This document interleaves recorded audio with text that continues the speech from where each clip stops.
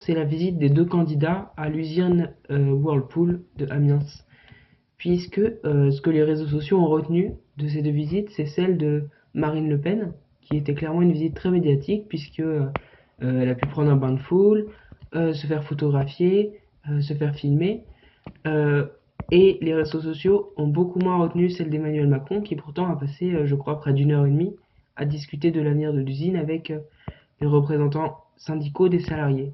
Et je pense que ça reflète bien la campagne, très portée sur les affaires médiatiques, mais peut-être des fois un petit peu moins sur les axes de réflexion autour des programmes. Le discours qu'il a tenu après qu'il ait appris qu'il passait au second tour était assez présidentiel en fait, presque comme si grâce au Front républicain il était un peu élu d'avance. À mon avis, c'est une erreur stratégique. Il aurait dû se concentrer sur essayer de regrouper les gens, même s'il y a un gros ressentiment de la part d'une grande partie de la population contre lui. Dimanche, j'ai été marquée par le fait qu'Emmanuel Macron a été montré comme le candidat ayant remporté les élections présidentielles, autant dans la manière de filmer que dans son discours ou dans les remerciements qu'il a adressés. À part le fait que Mélenchon n'est pas appelé à voter contre le Front National, je pensais qu'il le ferait, mais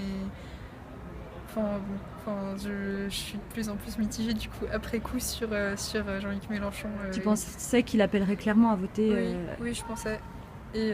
contre Marine Le Pen en fait, pour Macron. Oui. Et ça t'aurait aidé?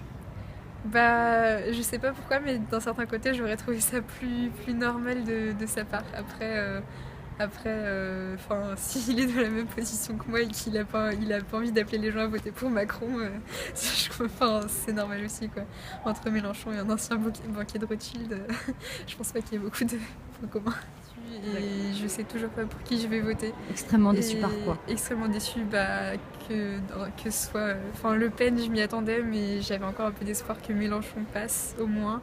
Et j'aurais sans doute voté pour lui, mais Macron, franchement, même si je l'aime un peu plus que Marine Le Pen, ça va être vraiment difficile de lui donner ma voix parce que... Tu te tiens le ventre là, c'est que c'est douloureux même physiquement. Ouais. non mais c'est vraiment un dilemme quoi, parce que donner sa voix à quelqu'un avec qui on n'est absolument pas d'accord, pas absolument, mais pour la plus grande partie, voilà, c'est quelque chose que voilà, j'ai pas encore décidé si j'allais voter blanc ou si j'allais voter contre le Front National. Dimanche, je voterai pour Emmanuel Macron. Je ne pense pas qu'il faille faire un tabou du vote pour le Front National, justement parce que c'est quand on crée un interdit moral que cet interdit finit par être bravé. Cependant, je trouve que son programme est plus cohérent, il répond plus à mes valeurs et je pense qu'il sera meilleur pour la France et pour l'Europe. Le vote blanc n'étant pas encore reconnu, j'irai voter pour Emmanuel Macron, car je suis contre les idées prônées par le Front National. Et je pense qu'on peut encore agir, notamment lors des élections législatives. Bon, enfin, c'est logique, je ne pense pas m'abstenir ni voter blanc, parce que je suis trop privilégié en fait. Si jamais Le Pen passe, c'est pas moi qui va me prendre les premiers coups de matraque sur la gueule, c'est pas moi qui vais être dans le charter. J'ai pu voir un petit peu à quoi ressemblaient les milieux d'extrême droite, les groupuscules qui gravitent autour du FN. Il y a quelques gudards qui se sont installés à Nantes récemment. Là, ils ont fêté leur arrivée en faisant une descente dans un bar. C'est un petit peu cette ambiance-là, cette ambiance de non-droit où vraiment tous les espèces de tous les chiens fous qui gravitent autour du FN vont vraiment pouvoir se lâcher si jamais Le Pen passe.